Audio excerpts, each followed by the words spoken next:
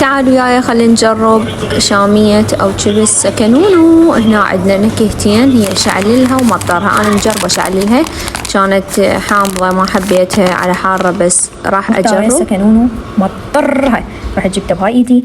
هنا كان سعرها 500 دينار عراقي، يعني ما يقارب نصف دولار.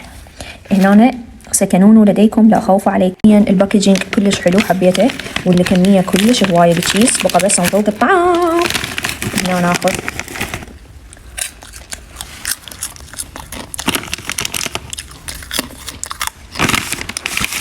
والله العظيم راح احكي تقييمي 100%.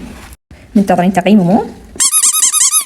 المهم بصراحة وشفافية الطعم يجنن مال مطرها، لأن أنا أحب طعم الزبدة وطعمها كلش قوي وطيب. والشامية يعني جديدة، مصنوعة جديد، مقرمشة، يعني مو هاي والله بالمحلات، لا جديدة. ومجرد ما فتحت الكيس ريحة الزبدة فاحت، وأنا أحب الزبدة. ولهنا خلص تقييمي. أنتو شنو كان رأيكم بيها؟ وهاي إيدي على ضوء الشمس. باي باي.